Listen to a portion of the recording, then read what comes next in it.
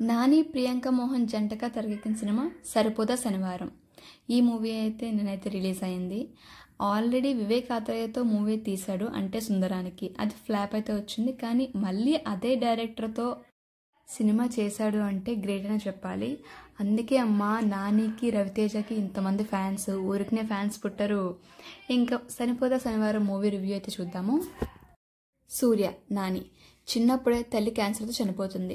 సూర్యకి తీవ్రమైన కోపం ఉంటుంది. ఈ కోపాన్ని ఎలా కంట్రోల్ చేసుకోవాలని చెప్పి వాళ్ళ అమ్మ చెప్తుంది. వారంలో ఒక్కరోజు మాత్రమే ఆ కోపాన్ని ప్రదర్శించు అంటూ ఒట్టు వేయించుకుంటుంది.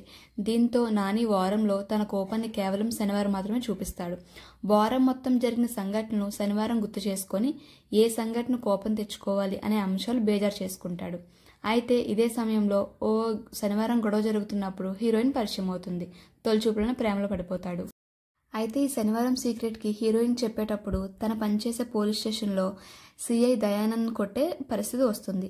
అయితే సిఐ కొట్టకుండా ఉండేందుకు చార్లతో ప్లాన్ చెప్తుంది.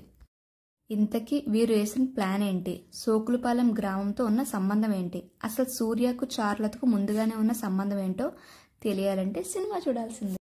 శనివారం కోపాన్ని చూపించాలనే కాన్సెప్ట్ అయితే చాలా బాగుంది. ఇందులో ఎస్జే సూర్య గారు కూడా చాలా బాగా చేశారు. అండ్ అదే కాకుండా మన నానికి ఎస్జే సూర్య మధ్య జరిగే సన్నివేశాలు కూడా చాలా బాగా ఉన్నాయి. ఫస్ట్ హాఫ్ అయితే చాలా ప్రేక్షకులను అయితే ఆకట్టుకుంటుంది. సెకండ్ హాఫ్ కొంచెం ఊహకు అందేలా ఉంటుంది. అంటే నెక్స్ట్ ఏం జరగబోతుంది అనేది అయితే మనకు తెలిసిపోతుంది గెస్ట్ చేస్తే. సో అంత ఫీలింగ్ అయితే రాదు. బట్ ఏంటంటే కొత్తదనం లేకపోవడం కాస్త మైనస్గా అయిపోవచ్చు. కానీ డైరెక్టర్ చేసే ప్రయత్నం అయితే బాగుంది. ఎవరైనా మల్లాది నవల్ చదువుంటే కనుక అందులో ఒక పాయింట్ తీసి చేసినట్టుంది మూవీ అనేది అనిపిస్తుంది.